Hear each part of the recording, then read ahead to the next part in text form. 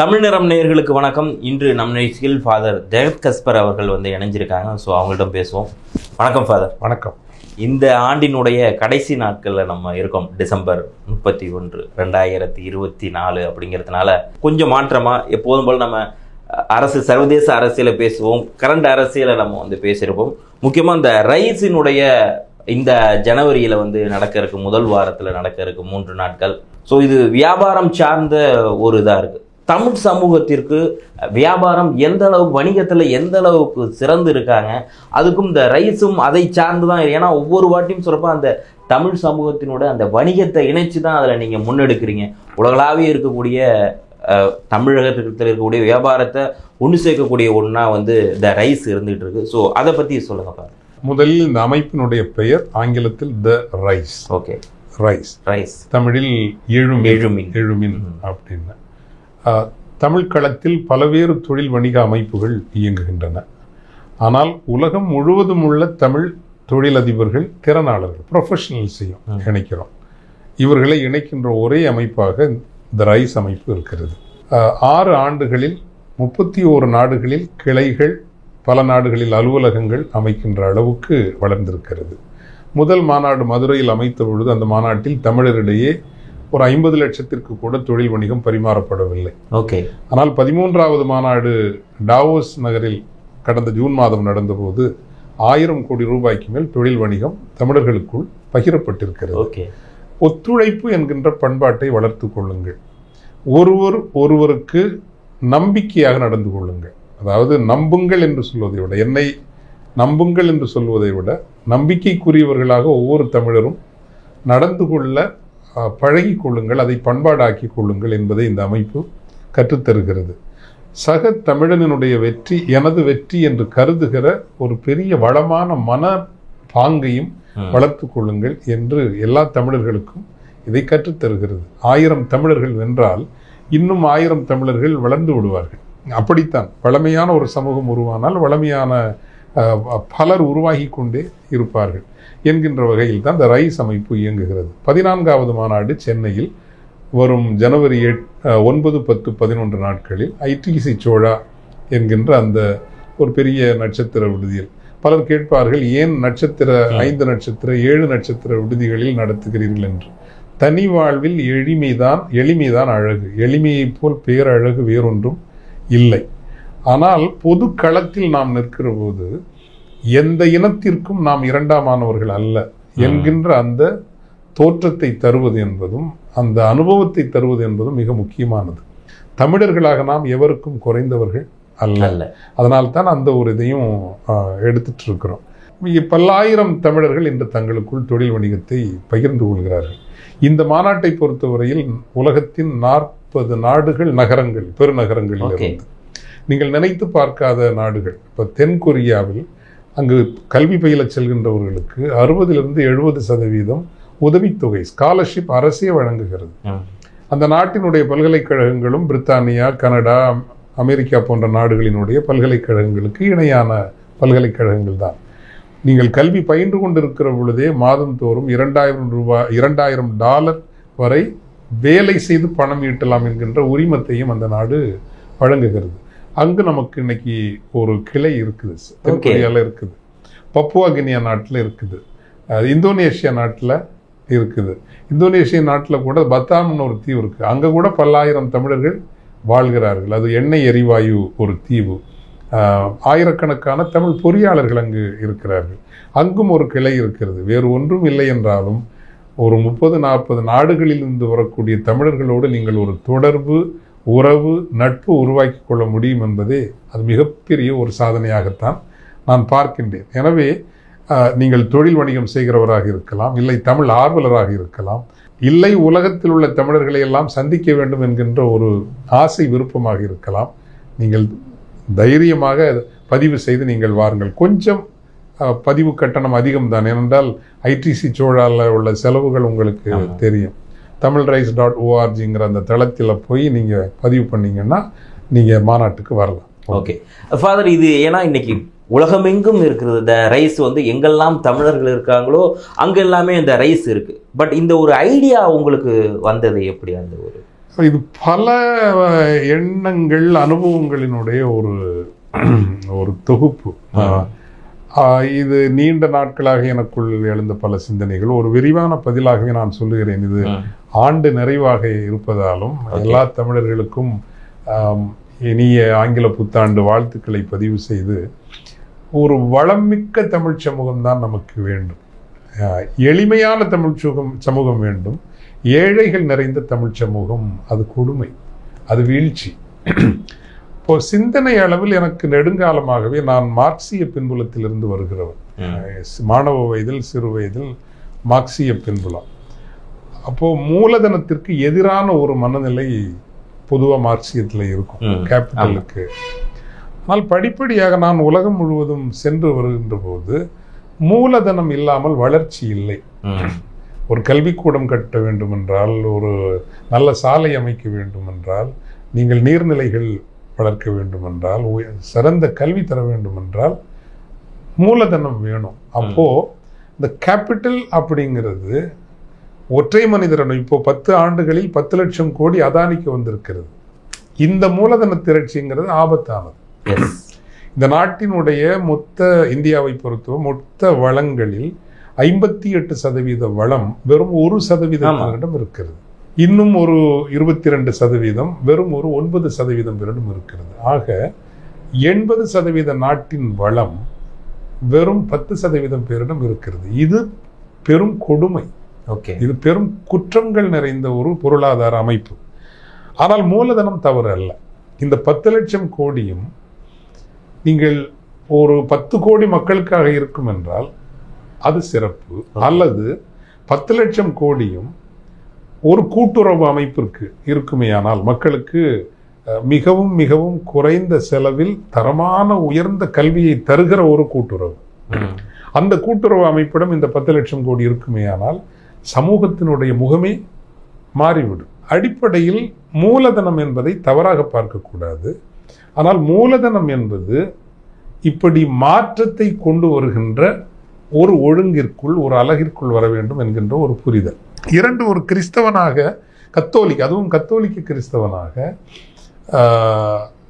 செல்வத்திற்கு எதிரான ஒரு மனநிலை தான் விதைக்கப்பட்டே எங்களுடைய மறை உரைகளில், இறையியல் வகுப்புகளில் செல்வத்திற்கு எதிரான, அதாவது பணக்காரர்களே உங்களுக்கு ஐயோ கேடு, ஏழைகளே நீங்கள் பேறு பெற்றவர்கள், இப்படியெல்லாம் வருகின்ற போது எனக்கு உள்ளத்தில் அது எப்படி ஒரு பசியோடும் வலிகளோடும் வேதனையோடும் இயலாமைகளோடும் அவமானங்களோடும் வாழ்கிற அவர்களை பேறு பெற்றவர்கள் என்று இறைவன் எப்படி சொல்ல முடியும்? அதை நாம் பரப்புரை செய்ய முடியும்? ஏழ்மையை எப்படி பரப்புரை செய்ய முடியும்? இந்த கேள்வி எனக்குள் இருந்தது. ஒரு கட்டத்தில் தான் புரிந்தது, ஏழைகளே பேறு பெற்றவர்கள் என்று இறைவன் சொல்வதற்கு காரணம், இயேசு சொல்வதற்கு காரணம், நான் உங்களோடு இருக்கிறேன், நீங்கள் ஏழைகளாக தொடர வேண்டும் என்பதற்காக அல்ல. அந்த ஏழ்மையிலிருந்து விடுபட்டு நீங்கள் முன்னேறி அப்படித்தான் இருக்க முடியுமே தவிர இறைவன் ஏழ்மையை போதிக்கிற இறைவனாக இருக்க முடியாது. ஏன்னா நான் பார்க்கும் இடங்களிலெல்லாம் ஏழ்மை எவ்வளவு கொடுமை. இந்த உலகத்திலேயே இருக்கின்ற கொடுமைகளிலெல்லாம் பெரிய கொடுமைகள் என்றால் அது கொடுமை என்றால் அது ஏழ்மைதான், வறுமைதான். அது உங்களை அவமானத்திற்கு உள்ளாக்குகிறது, உங்கள் கனவுகளை அது சிதைத்து விடுகிறது. எந்த ஒரு நல்லவற்றையும் நீங்கள் ஆசைப்பட முடியாதபடி உங்களுடைய ஆழத்தையும் அகலத்தையும் அது சுருக்கி விடுகிறது. எனவே இறைவன் ஏழ்மையை போதிக்கிறவனாக இருக்க முடியாது, ஏழைகளின் பக்கமாக அவன் நிற்கிறான். அப்போ அந்த ஃபண்டமெண்டலி எனக்கு அந்த கேத்தலிக் ப்ரீச்சிங் மேலே ஒரு மாற்று கருத்து வந்தது. we have to preach a gospel of prosperity, not a gospel of poverty. ஏழ்மையின் ஒரு நற்செய்தியை மக்களுக்கு நம்ம கொடுக்கக்கூடாது. அந்த ஏழ்மையிலிருந்து விடுபடுகின்ற நற்செய்தியை தான் நம்ம கொடுக்கணும். இதே பிரச்சனை சைவத்துக்குள்ளேயும் நான் பார்த்தேன். இந்த உலகமே பொய், இந்த உலகமே மாயை. இது அப்போ ஏன் இதுக்கு நீங்க 100 கோடி 200 கோடிக்கு ஆசைப்படுறீங்க இல்லைங்களா? இந்த வாழ்க்கை நீர்க்குமிழி போன்றது தான், இந்த வாழ்க்கை கடந்து போகக்கூடியது தான். ஆனால் இறைவன் ஒரு அற்புதமான உலகத்தையும் வாழ்க்கையும் தந்திருக்கிறார். அப்ப இந்த வாழ்க்கை மாண்புடன் வாழப்பட வேண்டும். மாண்புடன் வாழ்வதற்கு செல்வம் என்பது மிகவும் முக்கியம். அதில் தான் என் வள்ளுவத்தின் மீது எனக்கு, வள்ளுவர் வறுமை ரொம்ப கோவப்படுவார். அவர் இறைவன் இறந்தும் உயிர் வாழ்தல் வேண்டின் பறந்து கெடுகை உலகியற்றியவர். இந்த உலகில் ஒரு மனிதன் பிச்சை எடுத்து அவமானப்படுகின்ற நிலைமை இருக்குமே, ஆனால் இந்த உலகத்தை படைத்த இறைவனே பிச்சை எடுத்து கெடுவானாக அப்படின்னு சாபம் போடுவார். கடும் கோபம், அது கடும் கோபம், கடும் சாபம் கொள்வார். அப்போ வள்ளுவத்திற்கு வந்த போதுதான் அறத்தை பற்றிய பாடிய குறட்பாக்களை விட, இன்பத்தை பற்றி பாடிய குறட்பாக்களை விட அதிகமாக வள்ளுவர் பொருளை பற்றித்தான் பாடியிருக்கிறார் என்கின்ற புரிதல் வியப்பாக இருந்தது. அந்த தேடலில் உத்தரவிடுகின்ற குறளாக ஒரே ஒரு குறள் தான். வள்ளுவர் பொதுவாக எடுத்துரைத்து அறிவுரை சொல்வாரே அன்றி அவர் உத்தரவு இடுவது இல்லை. செய்க பொருளை, அந்த குறள் மட்டும்தான் கட்டளை குறள்.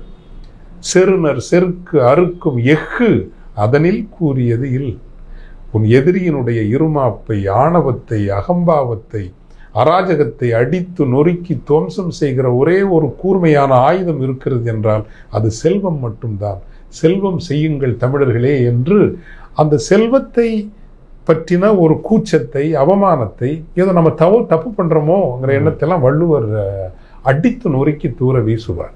ஆனால் செல்வத்திற்கான அறத்தையும் அவர் தருவார். அது ரொம்ப முக்கியம். அரண் ஈனும் இன்பமும் ஈனும் திறனறிந்து தீதின்றி வந்த பொருள். எதுக்காக செல்வம் அப்படிங்கிறதையும் வள்ளுவர் சொல்வார். அதுல இந்த குறள் அழகான குறள். அரண் ஈனும், எம்பத்திக் ரிசல்ட். நான் பல மேடைகளில் இதை பதிவு செய்திருக்கிறேன். கை இப்படி தட்டினா ஒலி வருது இல்லைங்களா, இது கன்கமிட்டன்ட் ரிசல்ட்னு சொல்லுவோம். இப்படி ஊசியால குத்துனா வலி உடனே வரும், அது கன்கமிட்டன் ரிசல்ட். அதே போல தீதின்றி வந்த பொருள் அரண் ஈனும். அறம் என்பது அது விரிந்த ஒரு புரிதல் கொண்ட சொல். அறம் என்பது எளியோர்க்கு உதவுவது. அறம் என்பது பசித்திருப்போருக்கு உணவு அளிப்பது. அறம் என்பது மருத்துவமனையில் செல்ல முடியாத நிலையில் இருக்கிறவர்களுக்கு உதவி செய்வது. அறம் என்பது ஊருக்கு பள்ளிக்கூடங்கள் கட்டுவது. அறம் என்பது நூலகங்கள் கட்டுவது. அறம் என்பது நீர்நிலைகள் விரிவாக்கம் செய்வது. அறம் என்பது உற்பத்தியை பெருக்குவது. ஆக தீதின்றி வந்த பொருள் அரண் ஈனும் இன்பமும் ஈனும். அந்த உம்மகாரம் போட்டு சொல்றார். ஆமா, நான் கோட்டு போட்டுட்டு இருக்கலாம், கோட்டு போடாமலும் இருக்கலாம், தப்பே இல்லைங்கிறார். நல்ல கோட்டு போடுங்க, இதை விட விலை உயர்ந்த கோட்டு போடணுமா போட்டுக்கப்பா. ஆனா அது உம்மகாரம் தான். செல்வம் வருவது இதற்காக அல்ல, இதற்காகவும் நீ பயன்படுத்தி கொள்ளலாம். நீ ஒரு மாருதி 800லயும் ஓட்டலாம், இல்ல மெர்சிடஸ் பென்ஸ்லயும் நீ போகலாம், ஒன்றும் தப்பில்லப்பாங்கிறார். இன்பமும் ஈனும். ஒரு நம்ம தட்டு கடையிலையும் போய் தள்ளுவண்டி கடையிலையும் போய் சாப்பிடலாம், இல்ல நீங்க ஒரு ஸ்டார் ஹோட்டல்லையும் போய் நீங்க சாப்பிட்டுக்கலாம், அதெல்லாம் சரவண பவன்ல நீங்க சாப்பிட்டுக்கலாம், ஒன்றும் தப்பே இல்லைங்கிறார். ஆனா அது உம்மகாரம் தான், concomitant ரிசல்ட் கிடையாது. Okay, it is a relative result. It's a collateral result. புரியுது இல்லைங்களா உங்களுக்கு? ஃபண்டமெண்டல் ரிசல்ட் கிடையாது. அரண் ஈனும் இன்பமும் ஈனும் திறன் அறிந்து உங்கள் திறமையால் தீதின்றி தீய வழிகளில் இல்லாமல் வந்த பொருள். தீய வழிகளில் இல்லாமல் வந்த பொருள் அரண் ஈனும் செய்ய வேண்டும். ஸோ இந்த புரிதல் எனக்கு ஒரு, அப்புறம் நம்ம சாத்தன் மரபு கூலவாணிகன் சீத்தலை சாத்தனார், இப்படி தமிழ் மரபுல பார்த்தா உண்மையான தமிழ் நெடுமரபில் எளிமை போற்றப்பட்டு இருக்கிறது, ஆனால் வறுமை போற்றப்படவில்லை, ஏழ்மை போற்றப்படவில்லை, செல்வம் போற்றப்பட்டிருக்கிறது. அந்த செல்வமும் நல்லது செய்வதற்கான, அறம் செய்வதற்கான ஒரு மாபெரும் அடிப்படை பொருளாக அது பார்க்கப்பட்டிருக்கிறது. இந்த புரிதல். மூன்றாவது மிக முக்கியமாக அப்ப அதனால்தான் என்னுடைய Catholic சர்ச்லயும் let us not preach a gospel of poverty. Okay. Let's preach a gospel of responsible prosperity and shared prosperity. Okay. Not selfish, நமக்கு நாமே சுயநல செல்வ குவிப்பு அல்ல, எல்லோரும் வளமுற்று வாழ்கிற ஒரு காஸ்பலை ப்ரீச் பண்ணணும். ஓகே, குறுக்கீடுக்கு மன்னிக்கணும். ஏன்னா நீங்க பேசிக்கா என்னன்னா ஒரு ஜேர்னலிஸ்டா இருக்கிறீங்க, அப்புறம் அருட்தந்தையா அந்த இதில் இருக்கீங்கன்னு சொல்கிறப்போ, ஆனால் நீங்கள் பிஸ்னஸ் பற்றி பேசுகிறீங்க. அந்த ஒரு விஷயம் இங்கே ஒரு ஸோ அந்த ஒரு விஷயம் வந்து இங்கே ஒரு முரணாக இல்லையா? இல்லை அது சொல்லும்போது மக்கள் அதை ஏற்றுக்கிறாங்களா? ஏன்னா இங்கே அருட்தந்தைன்னு அப்படி வந்துட்டா அந்த தமிழ் இதில் சொல்கிற மாதிரி பட்டினத்தார் மாதிரி காதற்ற ஊசியும் அப்படிங்கிற மாதிரியான ஒரு விஷயம் தான் இங்கே ஒரு சாமானியனுக்கு ஒரு புரிதல் இருக்கும் இல்லையா? ஒரு அருட்தந்தைகிட்ட வர்றோம் அப்படின்னா நம்முடைய என்ன மனசில் இருக்க கஷ்டங்களை சொல்கிறோம், பட் ஏதோ ஒரு நமக்கு ஒரு நிம்மதி இருக்கும், ஒரு மோட்டிவேஷன் மாதிரி தான் அதில் இருக்கிறப்ப அவர் பிஸ்னஸை பற்றி பேசுகிறாரு. அதுவும் சர்வதேச அளவில் தமிழர்களை ஒருங்கிணைக்கக்கூடிய ஒரு பிஸ்னஸை பற்றி பேசுகிறாருங்கிறப்போ எஸ் இன்னைக்கு எல்லாருமே அதை பழக்கப்பட்டுரும். பட் ஆரம்ப ஸ்டேஜில் இதை சொல்கிறப்போ அது எந்த மாதிரி? எப்போவுமே நீங்கள் திருவாசகம் சிம்பனி பண்ணுறப்போ ஒரு ஃபாதர் எதுக்கு சிவனை பாடுகின்ற ஒரு இலக்கியத்தை செய்யணும்னு கேட்பாங்க. இவர் ஃபாதரா இல்லை அரசியல்வாதியா அப்படின்னு கேட்பாங்க. நான் சொல்ல ஆண்டவர், அரசியலுக்கும் ஆண்டவரே. அவர் ஒன்றும் இறைவன், அரசியல் தான் மனிதர்களினுடைய வாழ்க்கையை அதிகமாக பாதிக்கிற ஒரு களம். அந்த களத்திலிருந்து இறைவன் விலகி இருக்கிறார் என்றால் அவர் பொறுப்பற்றவராக இருக்கிறார் இல்லையா? நமக்கு வந்து ஒரு ஃப்ரேமுக்குள்ள பார்த்து பழகிட்டோம். இவங்க இப்படிதான் அடைச்சிட்டாங்க இதுக்குள்ள. ஆமா, காவியோட போட்டா அவர் சன்னியாசி. எனக்கு வந்து எவாஞ்சலிக்கல் சிம்பிளிசிட்டிங்க, அதாவது வெறும் உடையிலோ மழித்தலும் நீட்டலும் வேண்டா உலகம் பழித்தது ஒழித்து விடின் என்று வள்ளுவர் சொல்லுவார் இல்லைங்களா? வந்து இட் இஸ் லைக் இஃப் உங்களை மன்னிக்க முடிகிறது என்றால் அது உயர்ந்த அறம். என்னுடைய உடையில் எளிமை இருப்பதல்ல. உங்களை அன்பு செய்ய முடிகிறது என்றால் அது உயர்ந்த ஆன்மீக செயல். காலையில் நான் மந்திரம் ஓதுவதை விட நல்லா பண்றப்பா, நல்லா சிறப்பா பண்ணு, நல்லா இருந்த ஆசி வழங்குவது அது அதை விட உயர்ந்த. உங்கள் மந்திரங்களை விட 4 மனிதர்களை ஊக்கப்படுத்துவது, ஆற்றுப்படுத்துவது அது உயர்ந்த சொல். ஸ்பிரிச்சுவாலிட்டியை நாம் பார்க்குற விதங்கிறது ரொம்ப ரொம்ப மாறுபட்ட ஒன்றுன்னு வச்சுக்கோங்களேன். இப்போ நீங்கள் ஏன் இந்த இதுக்கு வந்ததுன்னா, இங்கே சென்னைக்கு வந்த பிறகு அதிலும் குறிப்பாக இந்த அமைப்பு நான் தொடங்கு காலத்தில் இந்த ஓலா ஊபர்லாம் அப்போ தான் வருது, ஸ்விக்கி, அமேசான் இதெல்லாம் வரப்போ நான் பொதுவாகவே நான் பேச்சு கொடுப்பேன். வந்து வரவங்க என்ன படிச்சிருக்கீங்க தம்பின்னா, ஓலா ஊபர் ஓட்டுறவங்க எல்லாருமே ஏதோ ஒரு கிராஜுவேட்டாக இருந்தாங்க. And it was very shocking. அது எனக்கு மிகவும் அதிர்ச்சி அளித்த. அதாவது ஒரு ஸ்விக்கி, ஒரு ஜொமேட்டோ இதெல்லாம் கொண்டு வரவங்க எல்லாருமே ஒரு கிராஜுவேட்டாக, பட்டதாரிகளாக. அப்போ something is going very wrong. இந்த சமூகத்தில் ஏதோ ரொம்ப ரொம்ப தப்பாக போயிட்டு இருக்குது. அப்போ தான் அந்த வேலை உயர்கல்வி நிறுவனங்கள் உருவாக்கி தருகிற இளையர்கள், அவங்கள உள்வாங்கி கொள்ளுகிற தொழில் வணிக அமைப்பு இங்கே இல்லை, நிறுவனங்கள் இங்கே இல்லை. அப்போதான் ஒரு இது வந்து சிறியதும் அழகு, சின்ன சின்ன தொழில் பண்ணுறதெல்லாம் தப்பு இல்லை, பெரிய தொழில் தான் பண்ணணும் கிடையாது, பெரியது சிறப்பு, சிறியதும் அழகு. அப்போ வேலை தேடுகிற மனநிலையிலிருந்து வேலைகளை உருவாக்கும் ஒரு மனநிலைக்கு நமது இளையர்களை மாற்ற வேண்டும். தொழில் முனைவோராக மாற்றணும். அதுதான் இந்த வேலையில்லா திண்டாட்டத்துக்கு ஒரு முக்கியமான தீர்வாக இருக்க முடியும்.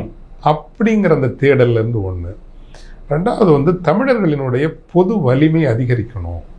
அதுலேயும் ஒன்று. ஒரு தடவை ஒரு இன்டர்நேஷ்னல் கான்ஃபரன்ஸ் நடந்தப்போ சாயந்தரம் வந்து ஒரு வடநாட்டுக்காரர் கொஞ்சம் அந்த காக்டெயில் ஏதோ குடிச்சிருப்பார் போல இருக்கு, வந்து கண்ணாபண்ணான்னு அப்படி பேசிட்டு இருந்தார். அவருக்கு தான் எல்லாம் தெரிஞ்ச மாதிரி அவர் பேசிட்டு இருந்தார்னு வச்சுக்கோங்க. அப்போது அவர் சொன்னார், யூனோ ஹவ் லீ குவான், சிங்கப்பூரில் நடந்தது இந்த மாநாடு, you know how Lee Kuan Yew turn this country around, he put the Tamil beggars in their place. அதாவது லீ குவான் யூ இந்த நாட்டை எப்படி வடிவமைத்தார் தெரியுமா? அவர் தமிழ் பிச்சைக்காரர்களை இருக்க வேண்டிய இடத்துல இருக்க வைத்தார். ஆமாம், சேரிப்புறங்கள் நிறைய இருந்தது, அந்த சேரிப்புறங்களை எல்லாம் லீ குவான் யூ அகற்றினார். இது உண்மைதான். ஆனா அவர் மனசுக்குள்ள அந்த எண்ணம் தானே இருந்திருக்குது, அந்த ஒரு எண்ணம் மட்டும். அப்போ உலகம் நம்மை இப்படித்தான் பார்க்கிறது, நம்மை வந்து ஒரு குறைந்த சமூகம் தான் பார்க்குது. அப்போ இந்த உலகம் உயர்ந்து பார்க்கிறபடி எப்படி என்ன பண்ணணும், இந்த தேடலில் வந்தது ஒண்ணு. அப்புறம் ஈழத்தில் நடந்த அந்த கடைசி நேர படுகொலைகள், 1.5-2 மாதங்களில் 1.5 லட்சம் மக்கள் படுகொலை செய்யப்படுகிறார்கள், அப்பாவி மக்கள். இந்த உலகில் ஒருவரும் காப்பாற்ற வரலையே, ஏன் நமக்கு நண்பர்கள் இருக்கல? இப்போ இது பற்றி ஒரு உலகளாவிய ஒரு உயர் ஆளுமையை நான் சந்தித்த போது அந்த உரையாடலில் அவர் சொன்னார் ஆங்கிலத்தில், இதையும் பல மேடைகளில் நான் பதிவு செய்திருக்கிறேன். Father, in global power politics, if you are not sitting on the high tables of power to eat, you could possibly be the menu அப்படின்னா. அதாவது தமிழில் சொல்வதானால், இந்த உலகத்தினுடைய அதிகார ஒழுங்கு எப்படிப்பட்டது என்றால், அதிகாரத்தின் உயர் மேஜைகளில் அமர்ந்து உட்கார்ந்து சாப்பிடுகிறவர்களாக நீங்கள் இல்லை என்றால் ஒருவேளை சாப்பிடப்படுகிற உணவாக நீங்கள் இருப்பீர்கள். ஓகே. அப்போ வலிமையற்ற இனங்கள் பல நேரங்களில் சாப்பிடப்படுகிற உணவாக, அது வேளாண் குடிமக்களாக இருக்கலாம். இப்போ டங்ஸ்டன் எடுக்கிற மதுரையில் மக்கள் அந்த போராட்டம் வந்தது உங்களுக்கு தெரியும்.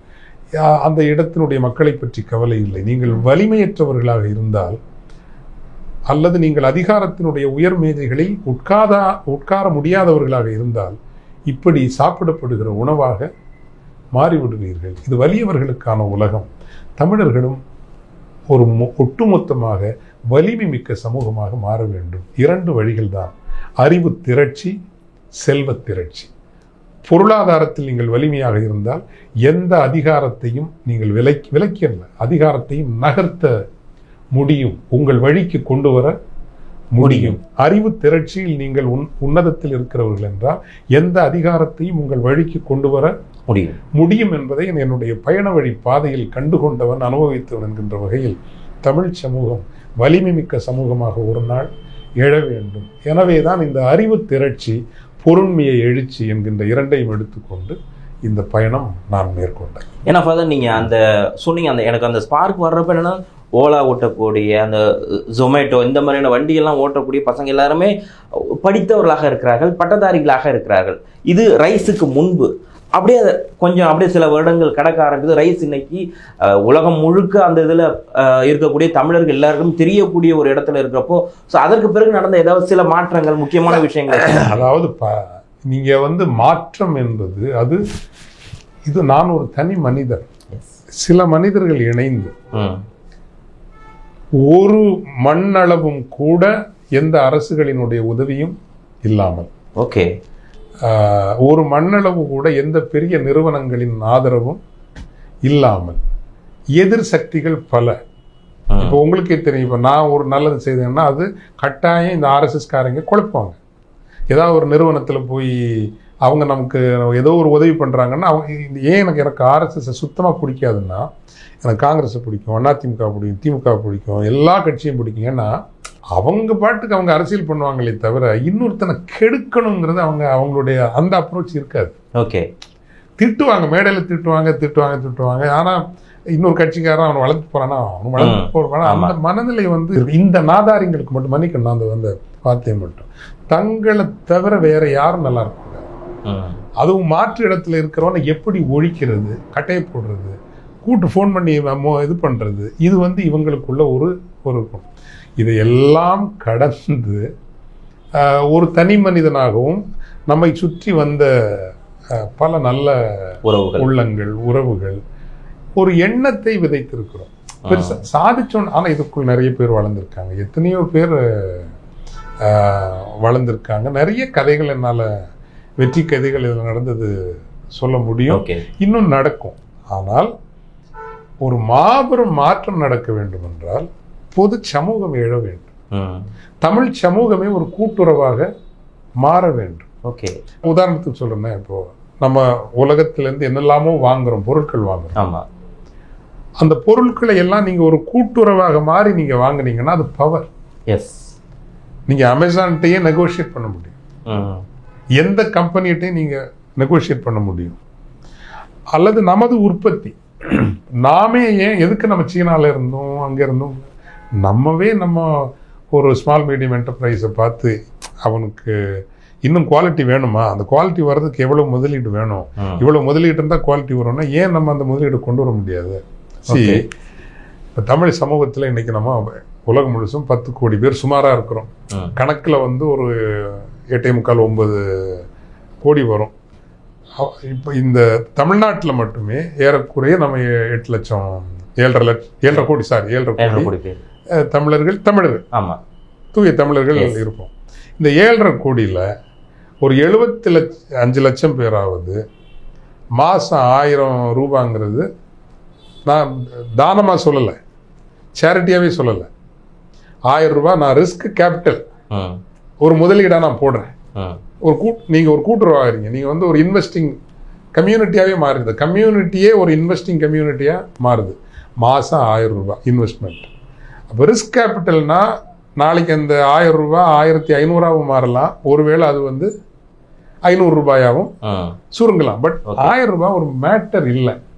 ஏதோ போய் நான் வந்து ஒரு ஹோட்டலில் சாப்பிட்றது, அல்லது ஒரு துணி எடுக்கிறது, அல்லது ஒரு தியேட்டருக்கு போகிறது, அல்லது ஒரு டாஸ்மாக்கு கொடுக்கறது, இந்த பணத்தை நான் வந்து ஒரு ரிஸ்க் கேபிட்டலாக நான் போடுறேன்னா 75 லட்சம் பேர் அல்லது 1 கோடி பேர் 1000 ரூபா போட்டாங்கன்னா 1000 கோடி ஆகிடும். 1000 கோடி ரூபாய் நீங்கள் அது எவ்வளோ. இதே போல் 1000 ரூபாய் இல்லை, மாதத்திற்கு 1 லட்சம் ரூபாய் தூக்கி போடலாம். அதெல்லாம் ஒரு பெரிய பணம் இல்லைன்னு நினைக்கிற 10 லட்சம் தமிழர்களாவது இந்த தமிழ் சமூகத்தில் இருக்காங்க. அது 1 லட்சம் 10 லட்சமாக மாறலாம், அது 1 லட்சம். But that is not a problem அப்படின்னு நினச்சி ஒரு 10 லட்சம் தமிழர்கள் 1 லட்சம் ரூபாய் மாதத்துக்கு போட்டாங்கன்னு வச்சுங்களேன், தமிழ் நிலப்பரப்பினுடைய முகத்தையே நீங்கள் மாற்றிவிட முடியும். அப்போ இதற்கு ஒரு பேரியக்கம் வேண்டும். என்ன இங்க நடக்குது அப்படின்னா, இப்போ நாம் தமிழர் என்கின்ற கட்சிக்கான முதல் முயற்சியை நான் எடுத்த போது உண்மையிலேயே இதெல்லாம் தான் கனவில் இருந்தது. ஓகே, இது வியாபாரம், வணிகத்துல எல்லா களங்களிலும் உடல் இறையாண்மை, அறிவு இறையாண்மை, நீ ஆட்சியை பிடித்துத்தான் இவற்றையெல்லாம் அதிலிருந்து அப்படி ஒரு சமூகமாக நீ மாறுகின்ற போது அந்த சமூகம் புதிய அரசியலை உருவாக்கும். அந்த சமூகம் புதிய இளைஞர்களையும் புதிய கனவு கொண்டவர்களையும் புதிய அறிவுநுட்பம் கொண்டவர்களையும் அரசியலுக்கு கொண்டு வந்து நிறுத்தும். நீங்கள் நிலத்தையும் மக்களையும் அந்த காலத்தையும் ஆயத்தப்படுத்தாமல் புதிய விதையை போடணும். புதிய நிலம் தயார் பண்ணணும்ல, நிலத்தை தயார் பண்ணணும்ல. அது அப்படித்தான் நாங்க வந்து முதல்ல இந்த நம்ம எப்படி வள்ளலார் சுவாமிகள் வேலை செய்தாரோ, எப்படி தந்தை பெரியார் வேலை செய்து அதற்கு 30-40 ஆண்டுகள் வேலை செய்துதானே திமுகங்கிற கட்சி வந்தது இல்லைங்களா? எனவே அதை போல வேலை செய்கிற ஒரு அமைப்பு இன்றைக்கு தமிழர்களுக்கு தேவைப்படுகிறது. அதை பாலைவனத்தில் நின்று கூக்குரலிட்டு சொல்லுகின்ற ஒரு குரலாகத்தான் நான் பார்க்கிறேன். என்னுடைய பைபிள்ல வந்து யோவான் அருளப்பர் அப்படின்னு ஸ்நாபக அருளப்பர்னு ஒரு கேரக்டர் வருங்க. வந்து நான் இறைமகன் அல்ல, நான் மீட்பர் அல்ல, அந்த மீட்பருக்கான வழிகளை ஆயத்தப்படுத்துகிறவன், அந்த மீட்பர் வருவார் என்று சொல்லுகிற குரலாகவும் நம்பிக்கையாகவும் இருக்கிறவன். நான் செய்கிற வேலையோ பணிகளோ வந்து நானே மாற்றம், நான் போய் வந்து ஒரு பதவியில் உட்காரணும் அப்படிங்கிறது இல்லை. இந்த நிலம் தயார்படுத்தப்பட வேண்டும். அதில் நம்ம ஒரு 1000 பேர் 10,000 பேர் 1 லட்சம் பேர் சேர்ந்து நின்று உழைச்சோம்னா அந்த உழைப்பிலிருந்து ஒரு புதிய அரசியல் பிறக்கும். அது பிறப்பதற்கு இன்னும் ஒரு 20 ஆண்டுகள் ஆகலாம். ஆனால் இப்படி உழைப்பதற்கு எனக்கு RSS மீது ஒரு மரியாதை உண்டு. 100 ஆண்டுகள் அவர்கள் உழைத்திருக்கிறார்கள். அவர்களுடைய கொள்கையைத்தான் கடுமையாக எதிர்க்கிறேனே தவிர அவருடைய உழைப்பை நான் மதிக்கிறேன். அர்ப்பணம் நிறைந்த, ஆரவாரம் இல்லாத, தங்கள் முகத்தை காட்டிக்கொள்ளாத, தன்னலமற்ற உழைப்பு இருக்கிறது அல்லவா? லட்சக்கணக்கான அப்படிப்பட்ட RSS தொண்டர்களினுடைய பிரச்சாரத்தினுடைய உழைப்பில் தான் இந்த அவர்கள் ஆட்சியை பிடிக்க முடிந்தது. தமிழ் இனத்திற்காக அப்படி உழைக்கிற ஒரு பெருங்கூட்டம் வேண்டும்.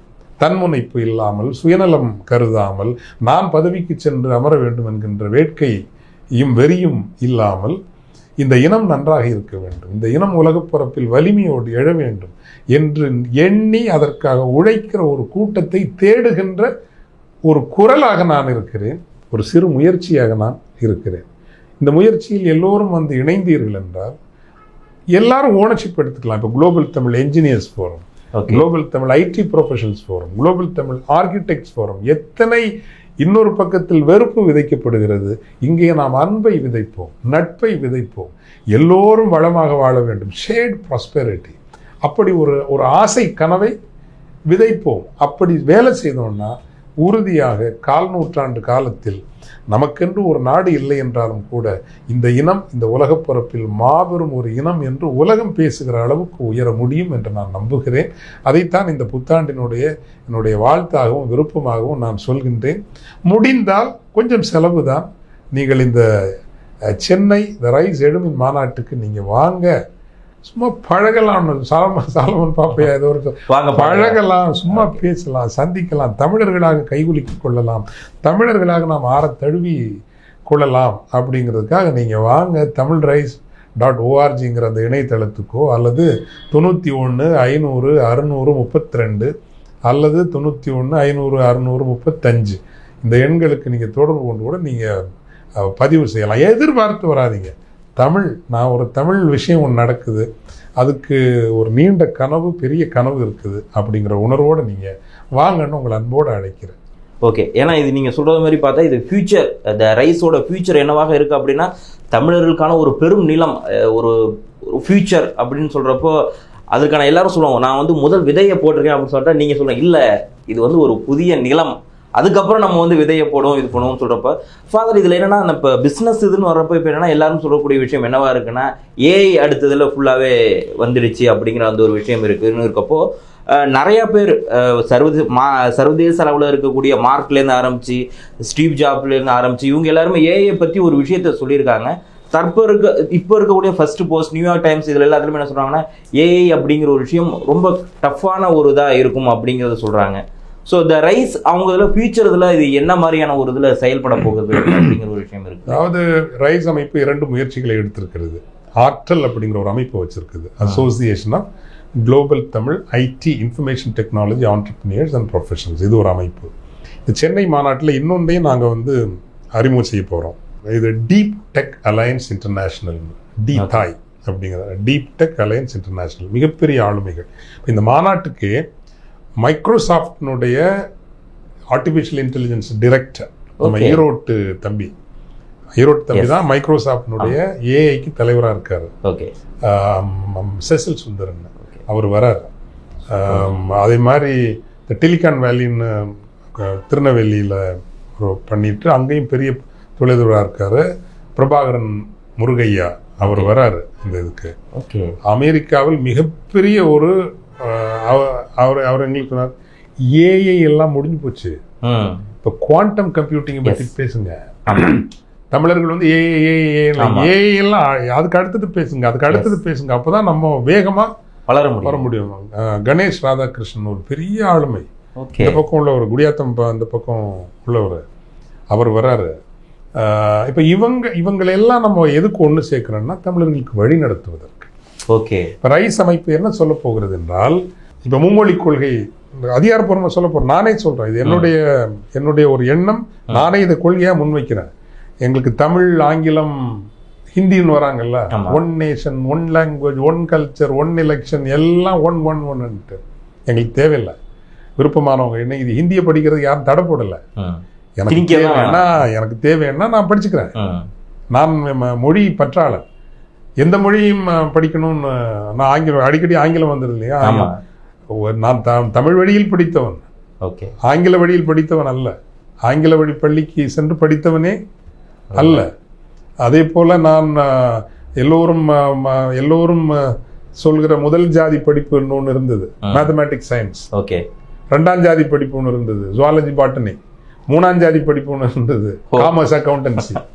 அதுலேயும் வந்து ஒரு 4ஆம் ஜாதி படிப்பு இருந்தது, அதான் ஹிஸ்ட்ரியும் தமிழும். நான் ஹிஸ்ட்ரியும் தமிழும் படித்து வந்தவன். But I can speak English very well. Okay, படிக்கணும்னு விரும்பினா படித்தேன், அவ்வளோதான். I never went to an English medium school, but I can speak English very well. Because I wanted to study English, I studied English, that's all. மொழிங்கிறத இப்போ நீ விட்டுருங்க, ஹிந்தி வந்து எனக்கு தேவைன்னா நான் படிச்சுக்குவேன், நீ வந்து ஒன்று திணிக்க வேண்டிய அவசியம் இல்லை. ஆனால் இன்றைக்கு நான் இந்த ரைஸ் அமைப்பின் சார்பில் ஒரு மும்மொழி கொள்கையை நான் முன்வைக்கிறேன். அரசுக்கு நாங்கள் அதை அதிகாரப்பூர்வமாக கொடுக்கவும் விரும்புகின்றோம். அது தமிழ், ஆங்கிலம், ஹிந்தி அல்ல. ஓகே, தமிழ், ஆங்கிலம், பைத்தானா இருக்கலாம், அல்ல ஒரு டிஜிட்டல் லாங்குவேஜாக இருக்கலாம். ஒரு டிஜிட்டல் லாங்குவேஜ்ங்கிறது it's a must. Democratising the digital language is a must. எப்படி ஆரம்ப கல்வி ஜனநாயகப்படுத்தப்பட்டு தமிழகத்தினுடைய கடைக்கோடி கிராமங்கள் வரைக்கும் அரசாலும் கிறிஸ்தவ மிஷனரிகளாலும் தன்னார்வம் கொண்ட பல அறக்கட்டளைகளாலும் எடுத்து செல்லப்பட்டதோ, அதே போல டிஜிட்டல் லாங்குவேஜ் அது பல இருக்கிறது இன்னைக்கு. இந்த டிஜிட்டல் லாங்குவேஜ் வந்து வெறும் ஒரு தொகுப்பினருக்கு மட்டும், வசதியான நடுத்தர அல்லது உயர் நடுத்தர வர்க்கத்தினருக்கு மட்டுமல்ல, ஏழை எளிய பிள்ளைகளுக்கும் அது சாத்தியமாகும். அவர்களும் இந்த ஏஐ குவாண்டம் கம்ப்யூட்டிங் யுகத்தில் இருக்க வேண்டும் என்றால் இப்போதே நாம் அவர்களுக்கு கடைக்கோடிக்கு சென்று கணிதம், எண்ணென்ப ஏன எழுத்தென்ப, எழுத்துக்கு முன்னரையே எண்ணைத்தான் தமிழர்கள் போற்றி இருக்கிறார்கள் இல்லையா. மேத்தமேட்டிக்ஸ் ரொம்ப ரொம்ப முக்கியம். வருதோ வரலையோ ரொம்ப முக்கியம். எண்ணும் எழுத்தும் கண்ணனத்தகும். எண்ணும் தான், எண் தான். ஓகே, கண் என்பது எண். ஸோ மேத்தமேட்டிக்ஸுக்கு முக்கியத்துவம் நீங்கள் கொடுக்கணும். ஆர்ட்ஸ் அண்ட் சயின்ஸ் முக்கியம், ஹிஸ்டரி முக்கியம், பொலிட்டிக்கல் சயின்ஸ் முக்கியம், எல்லாம் முக்கியம் தான். ஸோ இந்த மும்மொழி கொள்கையையும் இந்த மாநாடு, எங்களினுடைய ரைஸ் 14வது மாநாடு, சென்னையில் நடக்க போகிற மாநாடு, புதியதொரு மும்மொழி கொள்கையை முன்வைக்கிறது. தமிழ், ஆங்கிலம், ஒரு டிஜிட்டல் மொழி. அந்த டிஜிட்டல் மொழி இருந்தால்தான் அடுத்து வரக்கூடிய 10 ஆண்டுகளுக்கு பிறகு இந்த உலகில் வாழவே முடியும் என்கின்ற நிலைமை இருக்கும். எனவே தமிழர்களுக்கு அப்ப இது முன்னதாகவே உங்கள் சமூகத்தை ஆயத்தப்படுத்துங்கள். உங்கள் பிள்ளைகளை, நமது தமிழ் பிள்ளைகளை முன்னணியத்தில் கொண்டு போய் நிறுத்துங்கள். அந்த பிள்ளைகள் தங்களை மட்டும் வளர்த்துக் கொள்கிற பிள்ளைகளாக இருக்கக்கூடாது. எனவேதான் அறமும் கற்றுத்தாருங்கள். ஆப்பிரிக்க நாட்டுக்கு போங்க, கிழக்கு திமூருக்கு போங்க, ஏழை எளிய நாடுகளாக இருக்கிற நாடுக்கு போங்க. சுரண்ட போகாதீங்க. அவங்கள சுரண்டி அந்த செல்வத்தை இல்ல, யாம் பெற்ற இன்பம் பெருகையும் வையகம். அந்த சமூகங்களையும் நீங்க டிஜிட்டல் மயப்படுத்துங்க. நல்ல கல்வியை சொல்லிக் கொடுங்க. இலவசமாக பெற்றுக்கொண்டோம், இலவசமாக கொடுக்கிறோம். அப்படி உள்ள மக்கள், அதான் அறம். ஓகே, அறம் இல்லாத இனம் தமிழினம் அப்படி ஒன்றும் வளர வேண்டிய அவசியம் இல்லை.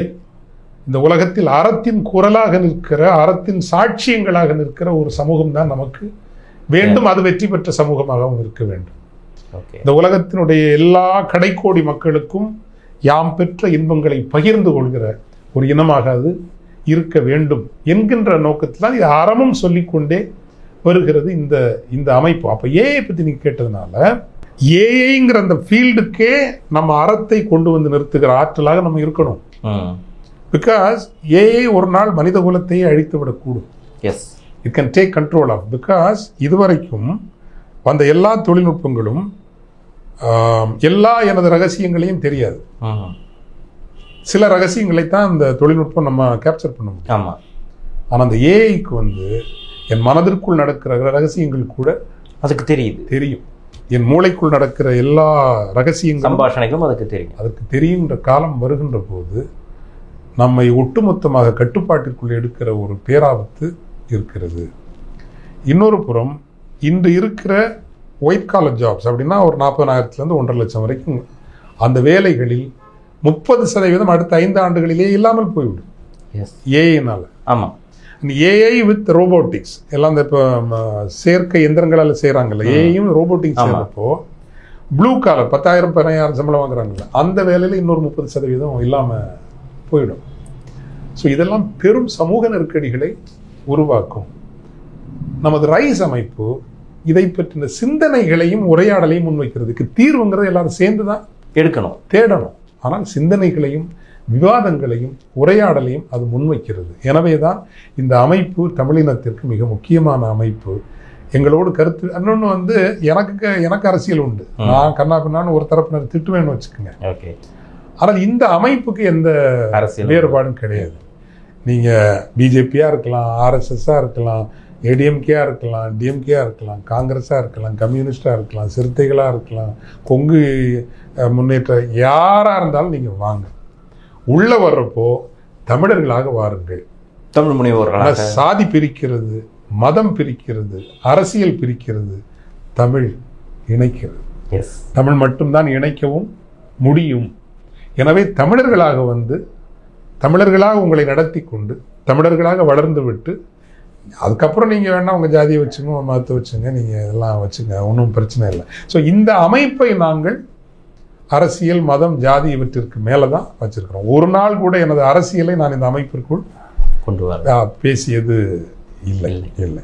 ஸோ ஏன்னா இது சொல்லப்போனால் இப்போ நீங்கள் சொல்கிற மாதிரி இப்போ ஏஐ தாண்டி குவாண்டம் பற்றியும் இதில் இந்த ரைஸ்லன்னு பேசும்போது அது தமிழர்களுக்காக இருக்கக்கூடிய ஒன்றாக இருக்குது. இன்க்ளூடிங் நீங்கள் சொல்லப்போனால் இப்போ ஃபியூச்சரையும் சேர்த்து அதில் யோசிக்கிறீங்க அப்படின்னு சொல்கிறதுல அது இந்த முறை ரொம்ப நல்ல ரீச் ஆகும். ஏன்னா நிறைய பேருமே அதுக்கு ஆதரவு சொல்லியிருக்காங்க. இன்னும் அதை வெற்றி பெறும் எங்களுடைய வாழ்த்துக்களையும் தெரிவிச்சிடும். உங்களுக்கு புத்தாண்டு வாழ்த்துக்களையும் தெரிவிச்சிடும்.